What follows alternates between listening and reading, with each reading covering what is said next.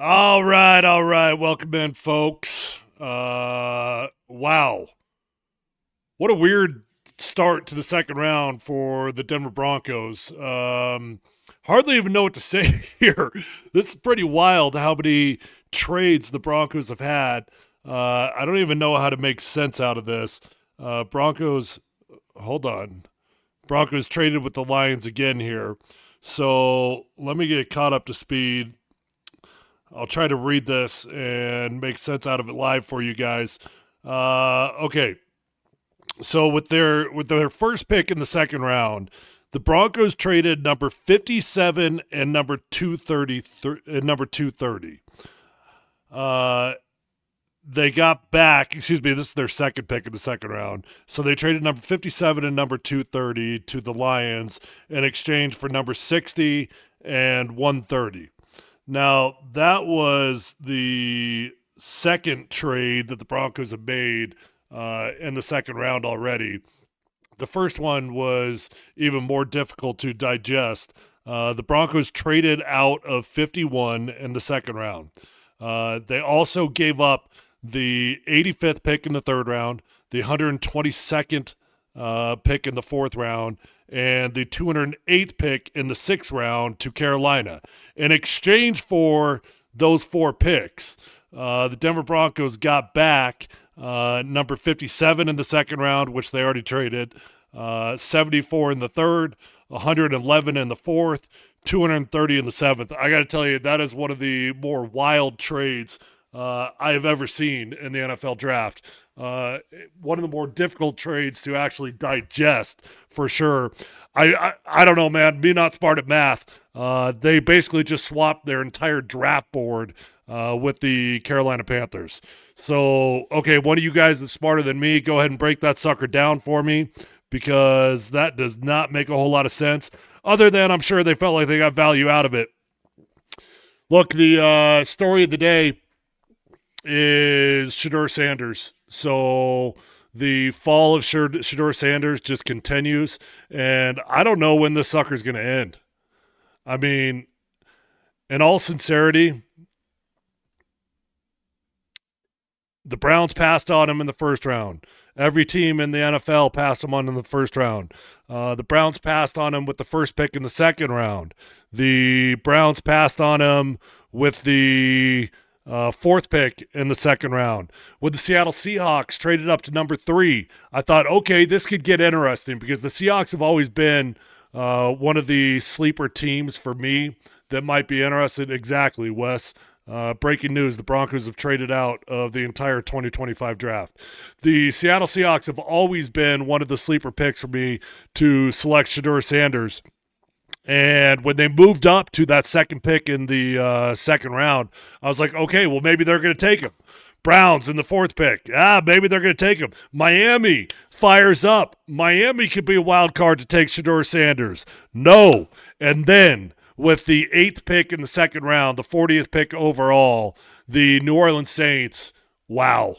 That was like the ultimate freaking dagger straight to Shadur Sanders' hearts and the Deion Sanders, the Sanders family, just daggered to the freaking heart. The NFL has united, and they have said Shadur Sanders is just too much. The New Orleans Saints selected Tyler Schaff out of Louisville.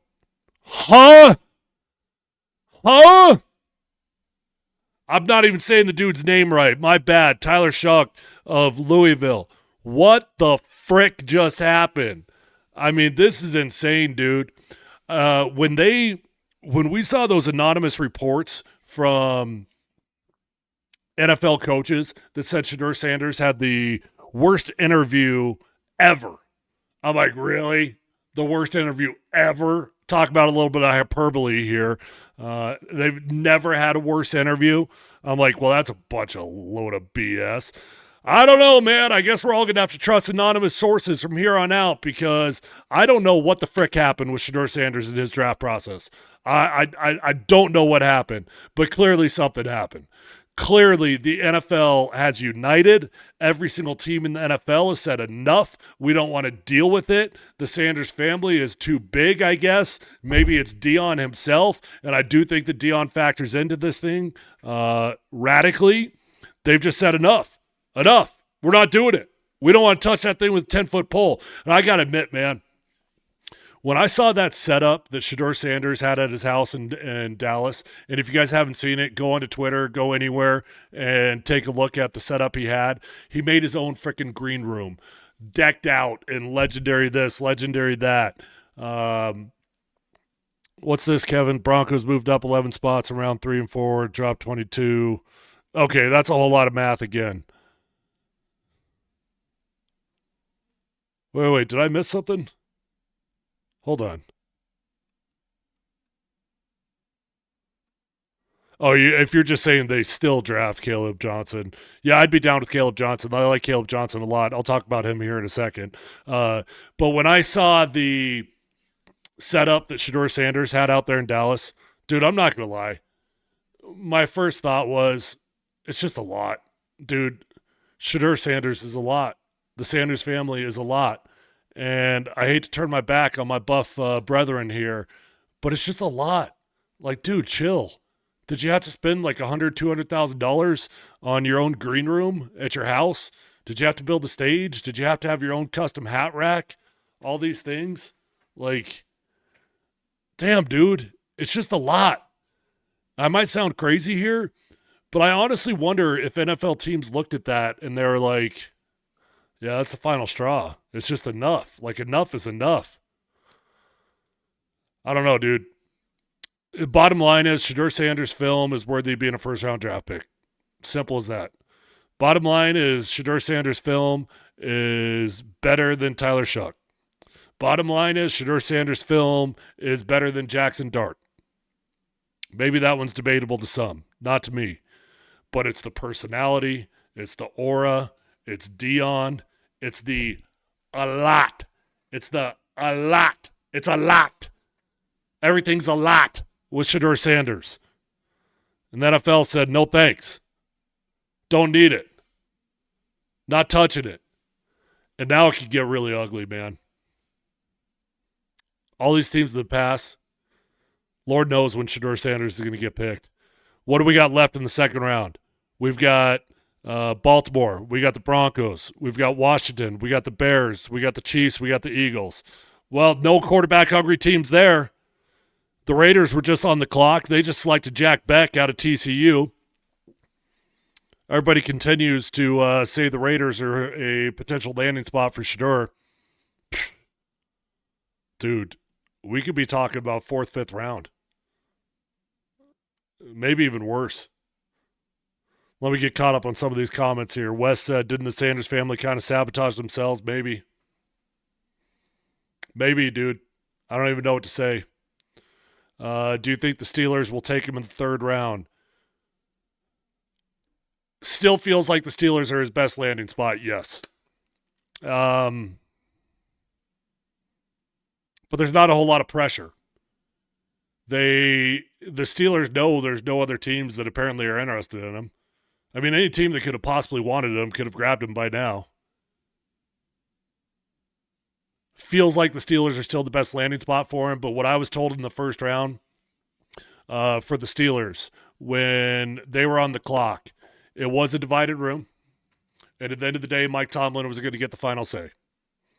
If Mike Tomlin really wanted Shadur Sanders, they would have taken him. That simple. Steelers are still holding out on Aaron Rodgers, I guess. Kevin says a well-deserved slice of humble pie for the Sanders family. Look, man, I'm not relishing in it, and that's the only sick part about this, and I'm not calling you sick, Kevin, but the sick part of this is all the people out there that are finding joy in this young man's fall. And I'm not saying that Shadur Sanders is blameless in this situation. Look, you can never go wrong being humble, right? Nobody's going to ever be mad at you for being humble, but people will get mad at you for being arrogant. People will get mad at you for being cocky. Oh, man. Tubby says, come on, Cam Scattaboo. Hey, the Broncos are barreling down the path of the Cam Scataboos of the world. Look, I haven't even talked about the Broncos picks yet. Let me say thank you to my sponsor, and then we'll start talking about the Broncos here. Shout out to Safeway, the title sponsor of Mount Polumbus Speaks. Shout out to you guys who are tuned in right now, watching for draft coverage. Couldn't do this podcast without Safeway. So grateful to them. Safeway's got fresh foods, local flavors. They cut their fruit fresh in store every single day. If you don't have the Safeway delivery app on your phone, make sure you download that today. Skip all the other delivery service apps and order directly from Safeway. You're going to save a boatload of money. What I do is I order about once a week. They save my order. I add 3 or 4 items on. It takes me a total of 4 minutes to get my order done. I blink my eye, the order's at my doorstep. They're going to make it so simple for you. Order online. Safeway's going to handle the rest. Fresh foods, local flavors at your local Safeway. Make sure you download their app today. Shout out to Ascend Barbershop in the Parker area. I've been going over to Ascend now for 5 or 6 years. Alfred Castro's my man. It's a luxury barbershop experience. If I can't get into Alfred, I see Anthony, but they also take walk-ins. They're all absolutely phenomenal. So if you're looking for a luxury barbershop experience in the Parker area, even if you're not from Parker, I'm telling you it's worth the drive. Go check out Ascend Barbershop. Okay. Jade Brown. Excuse me. Wow. I just messed up his name. Excuse me. Jade Barron. Why do I keep saying Brown? For some reason, Brown just rolls off the tongue easier. When we selected Jade Barron, everybody get ready to get ticked off of me, okay? Everybody get ready to get mad at me. So, Tyler, stop panicking. Why? Look, this is not a shot at Jade Barron. Let's be very, very clear. That dude can ball. That dude can play football. That dude won the Jim Thorpe Award in front of Travis Hunter. The dude is phenomenal at football. So everything I'm about to say has nothing to do with Jade Barron. Nothing to do with the player. I'm not hating on the dude. I'm not hating on the player, but I'm going to tell you right now, I did not understand the pick. I did not freaking like the pick. We could have picked one of 4 positions in the first round that all would have made sense. You could have taken a tight end. You could have taken a running back. You could have taken a wide receiver, and you could have done the boring thing and taken a defensive tackle. And any of those would have made sense in the first round. But when we selected Jade Barron, I'm on air last night with Andy Lindahl, with Darren McKee, with Mike Sanford, and Andy says, hey, we selected some dude named Barron. And we're all like, huh? Who dat? Because nobody had looked at corners. The Denver Broncos already have an elite secondary. We added to it with Talanoa Hufanga. We've got an absolute elite secondary. Broncos are on the clock, by the way, so I'll be paying attention here. Sorry, I'm just making sure I didn't miss anything. We already had an absolutely elite secondary. And I know that the no-fly zone and Von Miller and D. Ware, they won me a Super Bowl. I got it. I understand what an elite secondary can do. But in the first and second round, everybody talks about best player available. BPA this, BPA that. Not in the first and second round. It's always best player available at a position of need. That's what it is in the first and second round. Once you get in rounds 3, 4, 5, 6, 7, now we can go into auto draft mode and we can just truly select best player available. What the Broncos did is they just took the best player available, and I can't say that I loved it. Okay, we got some breaking news here. I don't know if you guys wanted to get spoiled or not if you're watching on TV, but the Denver Broncos have selected a running back. They've selected running back R.J. Harvey out of University of Central Florida. So R.J. Harvey, welcome to the Denver Broncos. Now, I'm going to tell you right now that I don't know a lot about R.J. Harvey. We studied the running backs like crazy. And, I mean, I could tell you a lot about Cam Scadaboo. I could tell you a lot about Quinshon Judkins. I could tell you a lot about Travion Henderson. I could tell you a lot about Devin Neal out of Kansas, DJ Giddens out of Kansas State, Jordan James out of Oregon. RJ Harvey, I don't know a whole lot about. Now, I'm going to look it up here so that I can give you guys a little bit of a scouting report. And I'm not trying to knock on this pick at all. I'm just telling you I don't know a whole lot about him. Now, I do know this. The Broncos needed running back.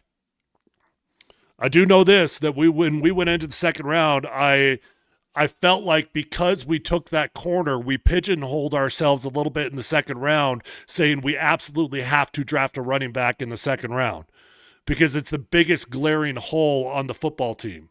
It's the only glaring hole on the football team. You don't have a starting running back on the team. So you had to address that in the second round. And I was really hoping that Quinshon Judkins would fall within firing range of the Broncos. I knew Travion Henderson would not. I was just crossing my fingers that Judkins would. He didn't. He went high in the second round. And then I'm thinking to myself, okay, well, maybe you bump back a little bit more. You take a Devin Neal, a DJ Giddens out of Kansas State. But we just took a dude that I don't know a whole lot about. The guy that I would have selected would have been Caleb Johnson. That would have been my personal choice. I'm not going to knock on RJ Harvey until I study him a little bit more, until I watch the film. So I don't even feel like it's appropriate for me to give you a true opinion on him. I do know that if I was selecting, I would have selected Caleb Johnson. I love Caleb Johnson out of Iowa. Caleb Johnson reminds me a lot of Chris Brown from CU back in the day. He's a tall, upright, physical runner, great zone, wide zone guy, 1 foot, put it down, get in the hole and go. Now, RJ Harvey out of University of Central Florida. He's 5'8", 205 pounds. He's a fast dude. Ran a 4.4 40. Vertical jump of 38 inches. Broad jump 10.7. Had a 20-yard shuttle of 4.34, and he bench pressed 16 reps.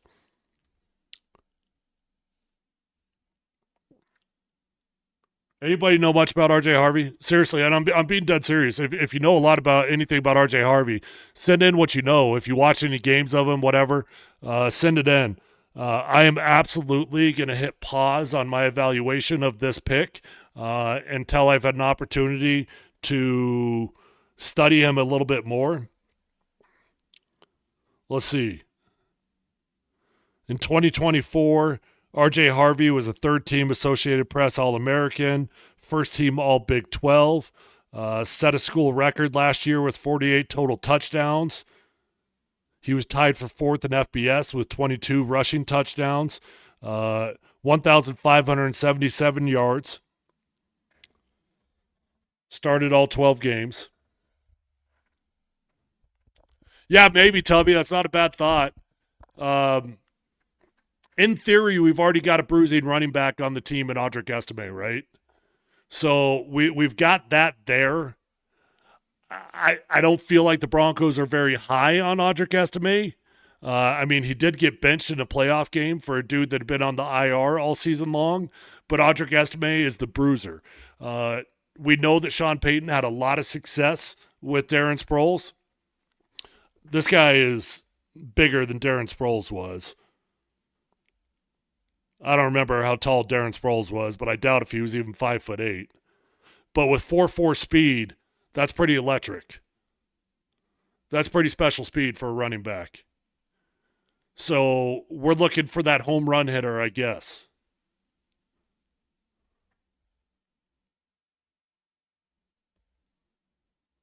The Broncos brass probably saw the bling on Caleb Johnson and was like, hell nah. Yeah, I don't know about that, but they all got bling. Name a dude in the draft that didn't have bling on. They all got that NIL money. But you know what? I do think the NIL thing, NFL teams are having a hard time with. Sproles is 5'6", 190 pounds.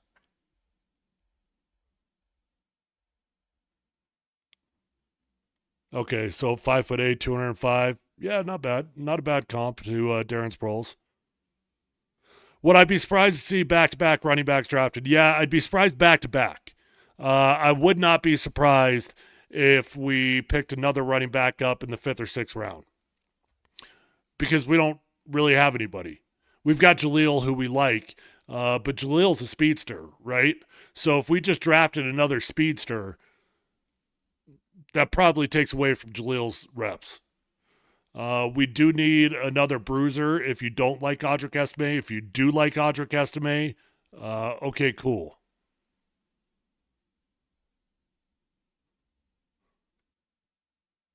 Yeah. Yes. Yes. So far right now we have picked a running back and a corner. Yeah. Sorry, I got distracted by an NFL NIL topic. I think this has affected Shadur Sanders. I think this has affected a lot of guys. The NFL is not accustomed to these guys coming in with money.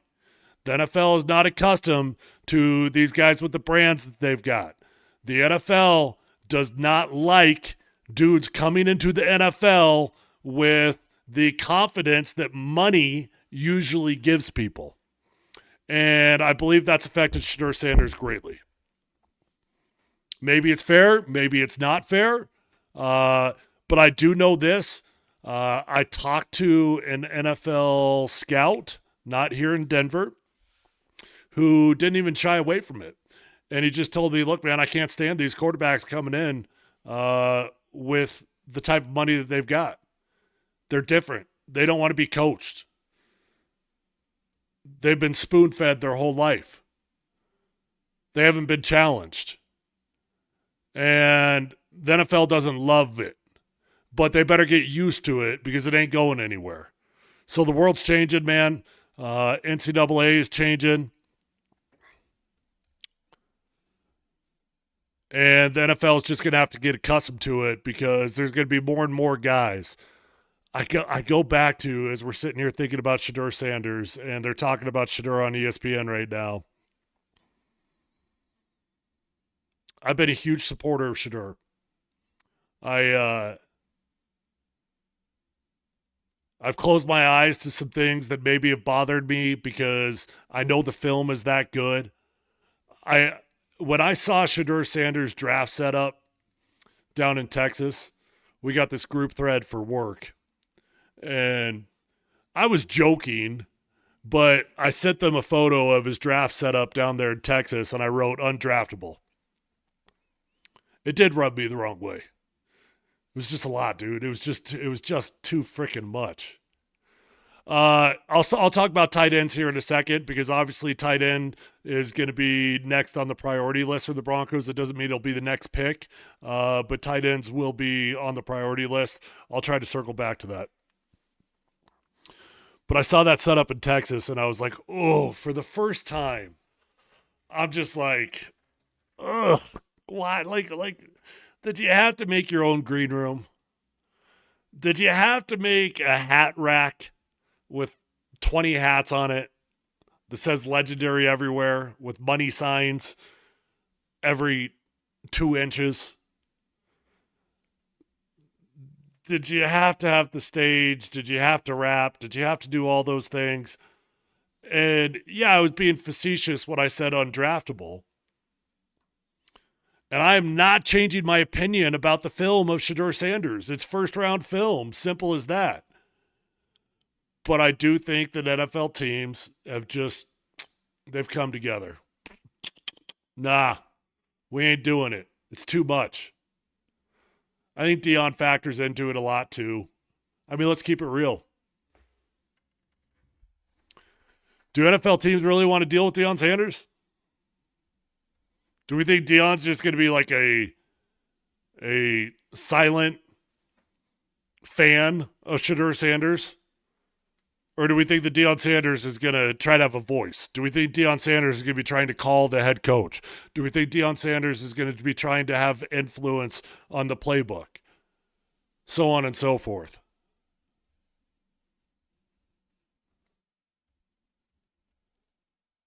I think the NFL is probably terrified of that.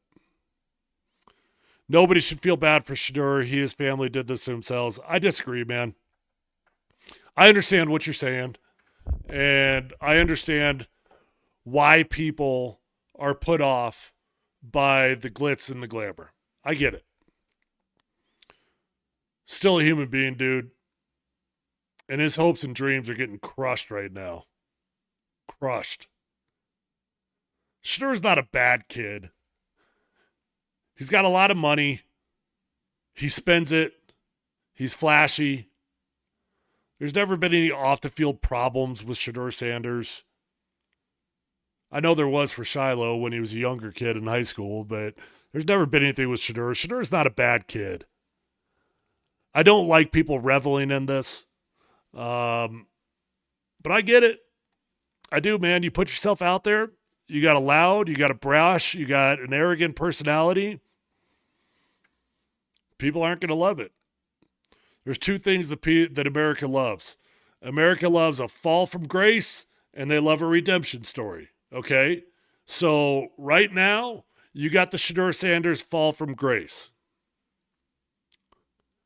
And then guess what would happen? When he makes it into the league, and he probably is pretty successful, and he gets an opportunity, guess what people are going to love? The Shadur Sanders comeback story. They will freaking love it. They'll eat it up.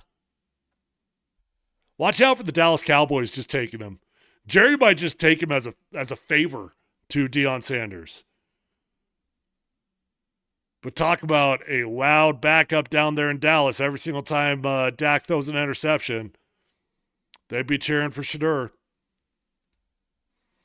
Micah asked, do you think the Shadur slide is more on him or on his dad?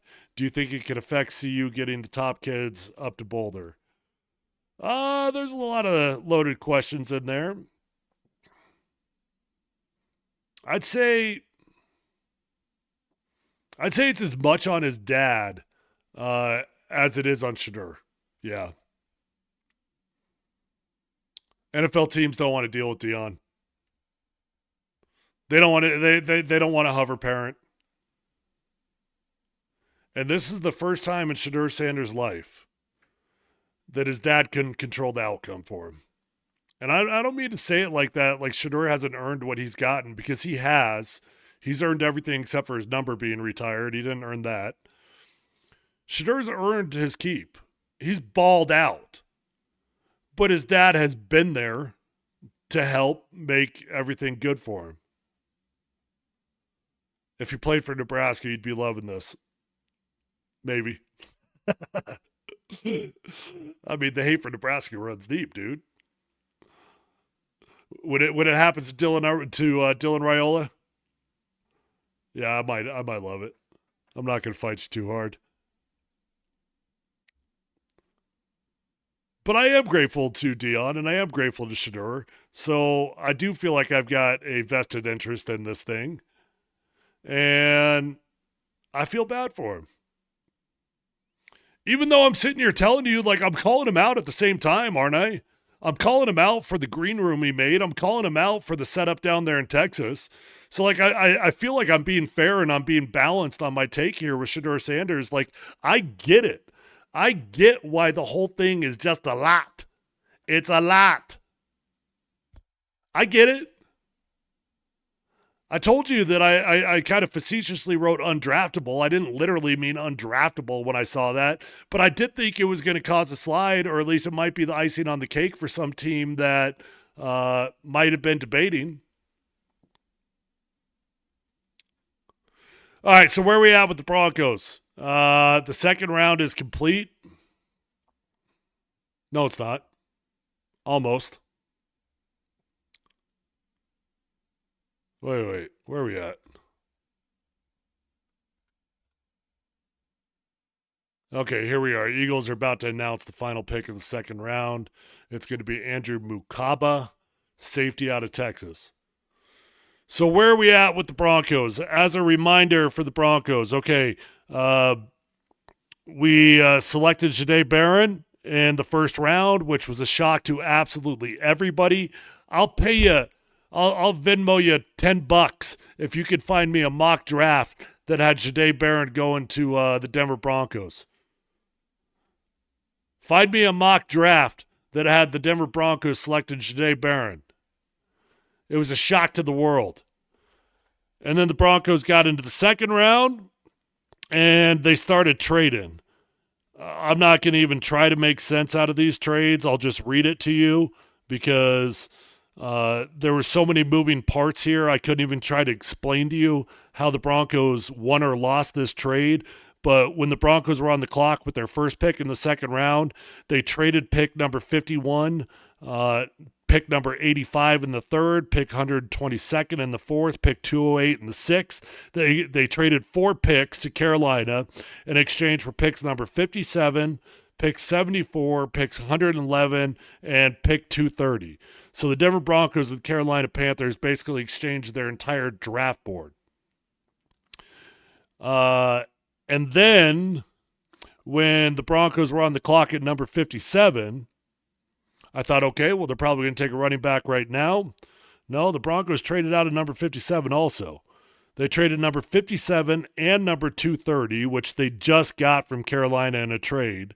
They traded those 2 picks to the Lions in exchange for number 60 and number 130. We used pick number 60 on running back R.J. Harvey out of UCF.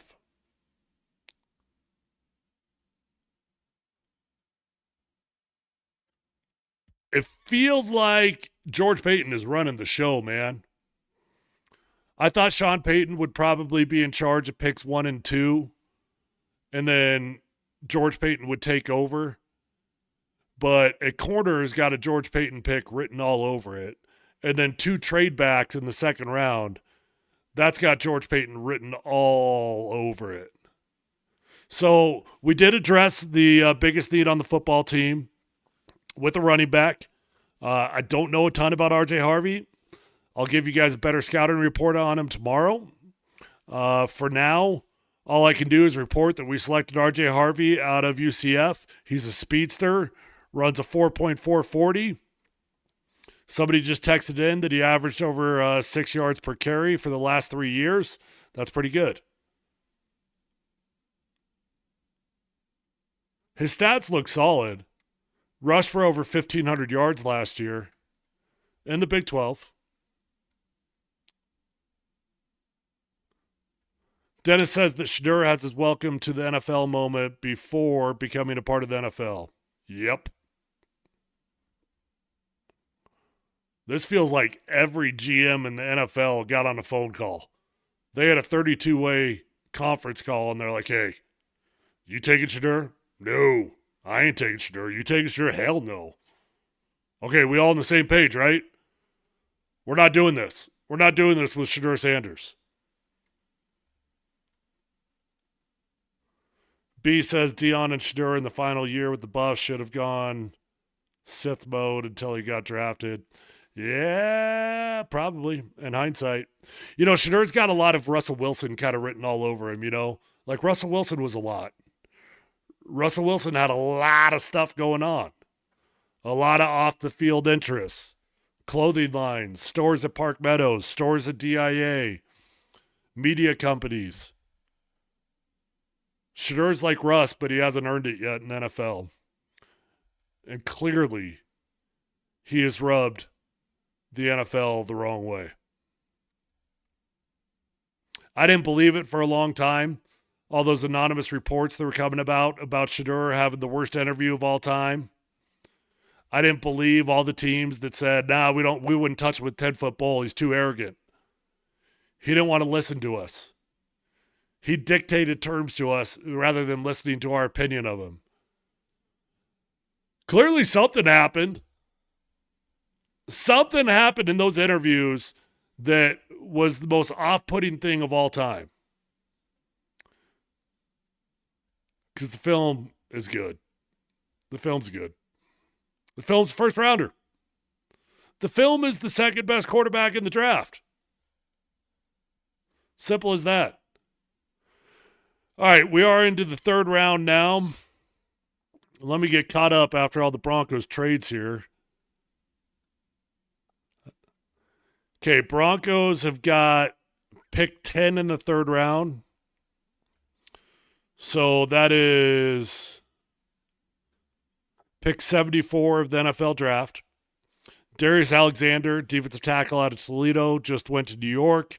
The Chiefs are about to select an edge rusher out of Louisville. And the clock's going to start going here a little bit quicker, so it won't be all too long until the Broncos are back on the clock. What could the Broncos do with this next pick? Oh God, sorry, I got shoulder problems. Oof. Tight end is definitely on the board. Wide receiver is definitely on the board. And defensive tackle is definitely on the board. If I had to put $1 on it, I'd probably guess they end up with a wide receiver. But I'm going back and forth between a wide receiver and a tight end.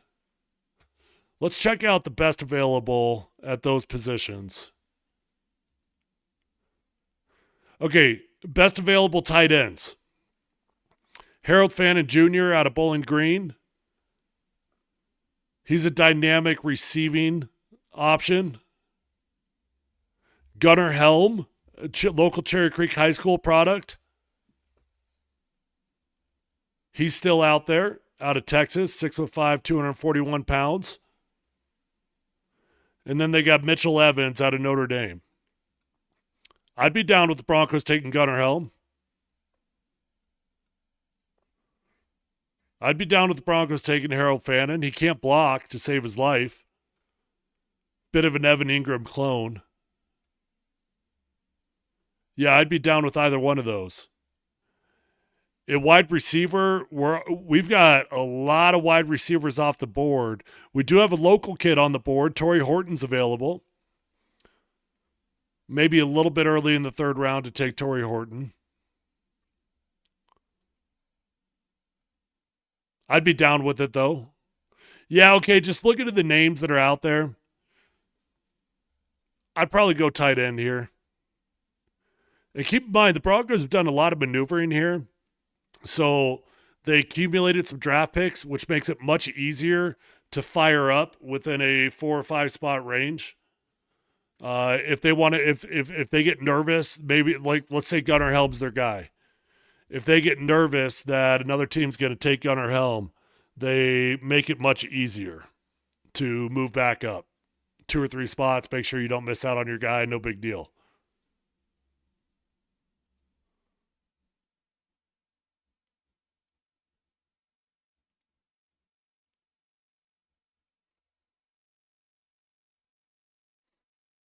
All right, so even though I wasn't super high on the selection of the position, that's how I'm going to say it. I was not high on the selection of the position of Jahdae Barron. I'm high on the player. The dude can ball. I didn't like the first round pick. I didn't like the position that we picked in the first round. We did address running back, and now we got to start addressing a couple other needs, and then you can get into truly best player available mode. You do still need to address either tight end or wide receiver with your next pick, in my opinion. They could go defensive tackle, but, dude, our defense is pretty damn good. We addressed it in the offseason. We brought in Talanoa Hufanga. We brought in Drake Greenlaw. We just drafted Jahdae Barron. I think it's time to add some talent on the offensive side of the ball.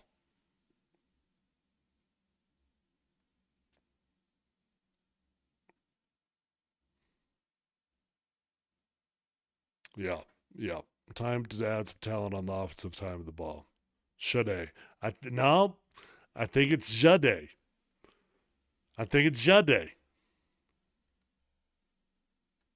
We talked about that on air today. Sean Payton was talking about it. I'm pretty sure it's Jahdae. Yeah, I agree, Kaiser. I don't know how to feel about this draft either. I didn't love the first round pick. I don't know a whole lot at all about RJ. Someone says RJ Harvey has a fumbling issue. 9 fumbles over the course of his career. Uh, okay, so 9 fumbles over. Did he play 4 years? I think he did play 4 years. I think he was a true senior. So 2 per year plus one.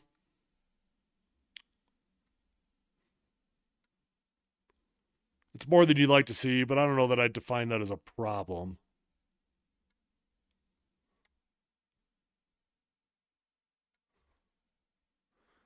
God, dude.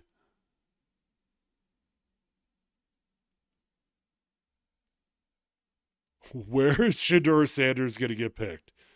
The Raiders are on the clock. So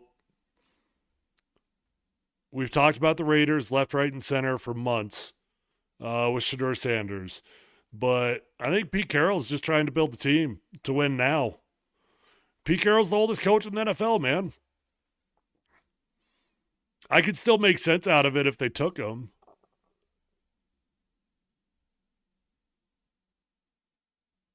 Oh, the Browns just took Harold Fannin.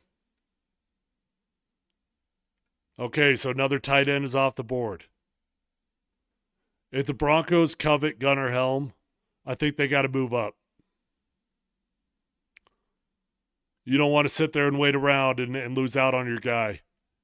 If tight end's the guy, you got to fire right now. Don't wait around.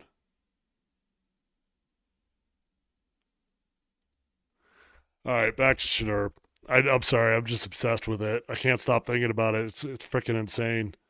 This is one of the most insane falls I've ever seen. This takes the cake over Geno Smith. This takes the cake over Brady Quinn. This is the most epic fall of all time. Raiders are on the clock. They could take him. After the Raiders, we got the Patriots. They're not doing it. Lions aren't doing it. Raiders just took cornerback Darian Porter out of Iowa State. So the Raiders did not select Shadur Sanders. Okay. Patriots will not take Shadur. Lions will not take Shadur. Saints already drafted their QB. Bills will not take Shadur. Jets at number 73. Jets at number 73. Okay, maybe. The Jets sold on Justin Fields? Is that what they're sold on? I'm guessing the Jets got PTSD with quarterbacks, though.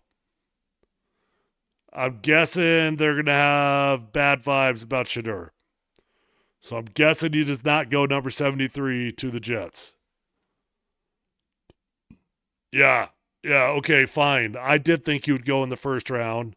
I thought hell would freeze over before he went in the first round, but I damn sure thought he would go in the second round. Dude, we could be talking about round 5. No. Shiloh's not gonna even get drafted. Shiloh's not getting drafted in front of Shadur, no. All right, Jets, they're maybe at 73. Cowboys at 76, maybe. Cardinals at 78, maybe. Are they sold on Kyler? Do they want to get some competition in there? Steelers at 83. That's probably the one to keep your eye on.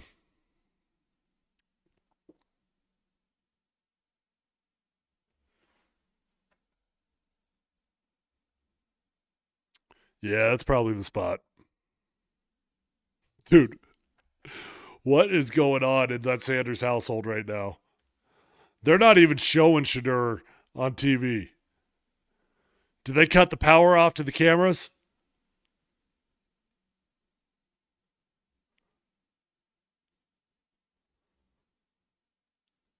Oh my God. Shadur Sanders had his number retired last week. He hasn't been drafted yet. This is my own university. I guess you got to chuckle at it a little bit. Oh, it's terrible.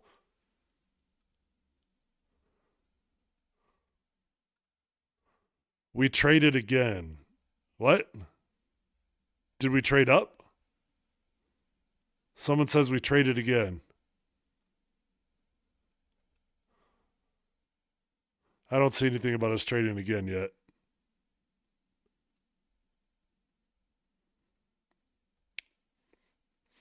Yeah, I mean, I'll get. Someone says before the round started, they looked like they were in good spirits. I'll give him credit. You know, he got up there. He said something to the crowd at his party last night. He had his head held high. He said it's all in God's plan. He didn't seem like he was freaking out last night, but I promise you internally he was. I promise you internally Deion Sanders is freaking out. Deion Sanders is angry. Yeah. I don't even know if Deion's freaking out. Deion's got to be angry.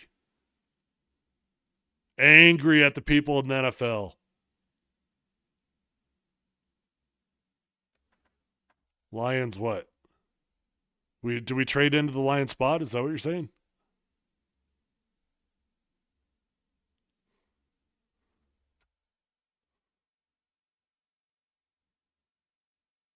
I would have loved Emeka Egbuka to the Broncos.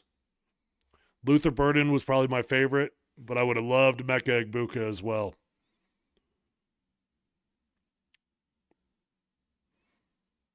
Oh, I promise you, Deion's making calls. He's got to be calling absolutely everybody right now. Yeah, I know, Wes. And this is where the world is going to love pointing the finger and laughing at the Sanders family. And a lot of people are going to say they deserved it. I'm not going to gloat in anybody else's suffering, that's for sure. Especially when I'm a Buff. Look, man, if I'm being honest, this is embarrassing for the University of Colorado. It's not just embarrassing for Shadur Sanders. It's not just embarrassing for Deion Sanders. Like, this is embarrassing for Buffs. Because we all love Shadur. We're all grateful to Shadur Sanders.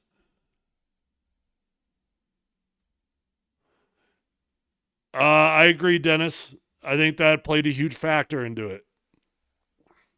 Deion played a huge factor into it. Shadur is a lot. Deion is a lot. Deion was probably not going to be just a silent fan. Deion was probably going to call the head coach, call the offensive coordinator, have an opinion or 10. NFL don't want to do it.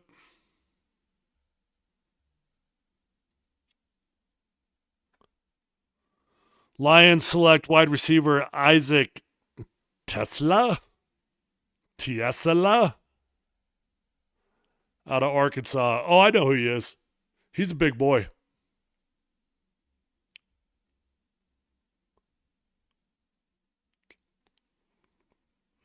Okay, we got 3 more picks, and then the Broncos are on the clock. My opinion,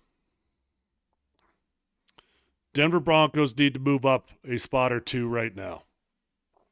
They need to move up and make sure they don't miss out on Gunnar Helm. That's what they need to do. Yep. Don't wait. Don't risk it. I don't know the tight end situation with the Saints, the Bills, and the Jets well enough to tell you if there's no chance in hell of them drafting a tight end. But we need a tight end bad. I know we got Evan Ingram, but Evan Ingram ain't the future. Evan Ingram is now. Evan Ingram's a good player. You got a year or 2 out of Evan Ingram. You need a young, dynamic tight end on this team.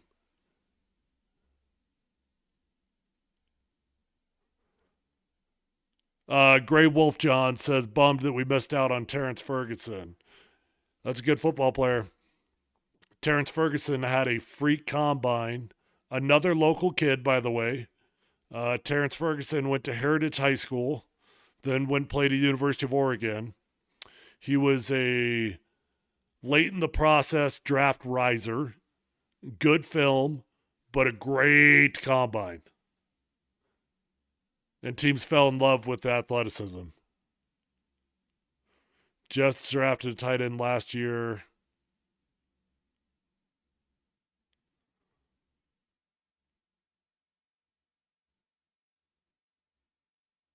Yeah, Evan might be a one and done, quite frankly. You look at the contract, and they could probably get out of it after a year if they really want to. The Bills do have a couple tight ends. That's true.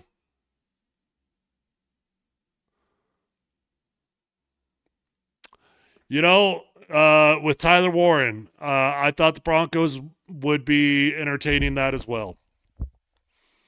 Of course I did. Turns out, we found out last night, the Broncos liked Colston Loveland. I loved Colston Loveland. I said on my radio show multiple times, I'm out on an island on this one, but I like Colston Loveland more than I like Tyler Warren. And everybody called me nuts. Everybody else called me a psycho. You're stupid. Colston Loveland's got a shoulder injury. Bears took Colston Loveland high. And then when Tyler Ward was on the board a little bit later, I did think for sure the Broncos would be involved in, I think it was Miami. God, who was it? I can't remember. There was someone at the time that made a lot of sense to be calling. And we found out they weren't interested. They didn't even make calls. They didn't want him. How you guys feeling? Send it in. I know that the majority of you guys are down with the first pick, and let me be very, very clear. I am not down on Jahdae Barron, the football player. He's a great player, but I didn't like the pick because it was a total luxury pick when we had some very, very big needs on this football team. We really didn't need another corner. Well, not high in the draft, at least. I like Riley Moss. I think Riley Moss is a stud. And I know that in the NFL we play a lot of nickel, more than you play in your base packages. So you'll have three corners on the field a lot. I didn't love it. I don't know a whole lot about RJ. What are your guys' thoughts on the draft? Give me a grade. Send it in. Whether you're watching on Twitter, whether you're watching on YouTube right now, your comments will pop up right on the stream. Send it in. And by the way, I guess I'll take a quick second here to do a shameless plug for Mount Polumbus Speaks. We got a little bit over 2,000 people that are watching right now, and the far majority of you are watching on Twitter. If you're watching on Twitter, hit that link in my bio. Go over to my YouTube and hit subscribe. Make sure you don't miss out on any of my content that lives uniquely on the YouTube platform. I'm really trying to grow my platform over there on YouTube as well.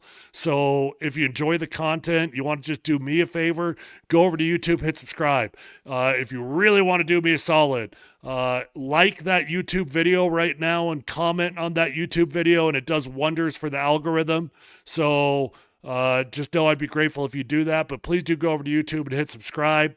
Mount Polumbus Speaks is a podcast, if you're new to it, that I've been doing now for 3 or 4 months, and I do at least 2 to 3 episodes a week. And a lot of it does live on YouTube. So if you don't want to miss out on any of the content, make sure you go check it out. Okay, let me follow up on some of these comments. After I asked you guys how you're feeling. Finkel says he's feeling great. Wes says, I'm kind of shocked to hear the Broncos weren't interested in Warren.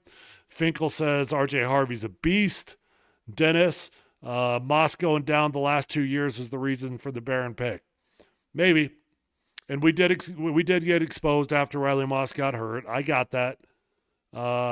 Gray Wolf says, I think the idea of best player available is a good idea, but it very much felt like a move to push for a Super Bowl when we were pushing for a playoff relevance. I like that take. That's a good take right there, okay? If you're truly going to go best player available in the first round, you better be telling me we're a Super Bowl team that doesn't have any holes to fill. I agree with that. In my opinion, the Broncos are like a wild card football team. They still got some holes that they got to fill, which is why best player available in the first round isn't always accurate. It's best player available at a position of need.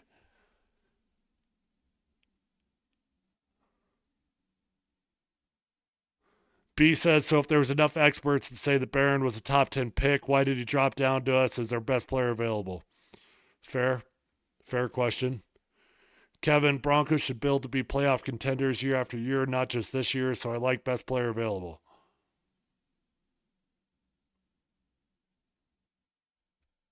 I appreciate you letting me know that, B, saying you can't comment on the video until the live is over. Well, when I hit end, you could do that solid for me. All right, we got one more pick. The Bills selected Landon Jackson out of Arkansas. He was another combine freak, edge rusher, absolutely dominated the combine. New York Jets are on the clock. Jets probably should not select Gunnar Helm. I'm kind of dialed in on Gunnar Helm now, I know. Hopefully, in a few minutes here, we hear the Broncos select Gunnar Helm out of Cherry Creek High School.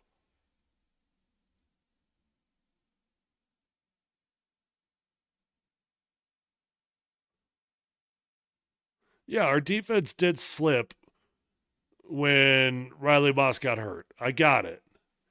But we're pretty damn good when he's healthy. And if you're just looking for a better backup to Riley Moss, you didn't have to do that in the first round. Okay.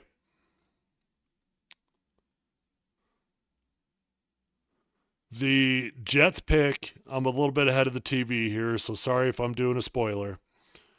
The Jets have picked. The pick is in, and they selected Florida State cornerback Azir Thomas. Okay, Mike Liss just tweeted out the Broncos pick. You guys want to know it? Or do you want to wait for it to come across on TV? I'll go ahead and spoil it for you. With the 74th overall pick, the Denver Broncos have selected Illinois wide receiver Pat Bryant.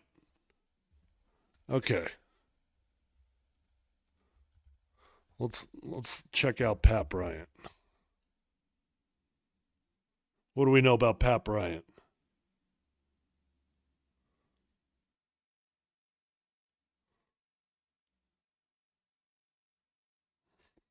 Pat Bryant out of Illinois. 6'2", 204 pounds. 4'6", 140. So that's pretty average. That's pretty average speed for a wide receiver. But plane speed is different than 40 speed. I never get hung up on 40 times.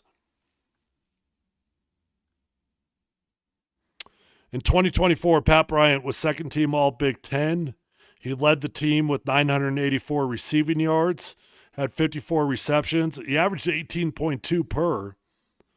And he tied a school record with 10 receiving touchdowns. All right, that's cool, man. I'm down with the wide receiver. Big blocking wide receiver, Gray says.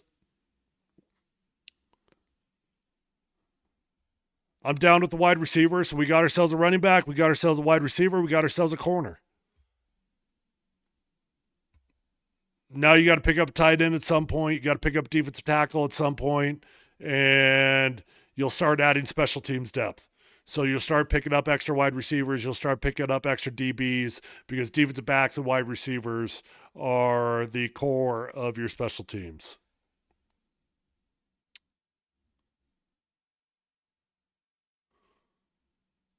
All right, I appreciate you guys hanging out with me tonight. I'm going to jump off here. I've had a long day. I'm tired, so I'm going to jump on the couch here. But appreciate you guys hanging out with me. I'll probably do another live stream tomorrow at some point if you guys want to jump on. And until then, make sure you guys are subscribed to Mount Polumbus Speaks. Hit that link in my bio on Twitter. Go on over to YouTube and hit subscribe. And I love all the comments you guys sent in. Love being interactive with you guys. I'll be back.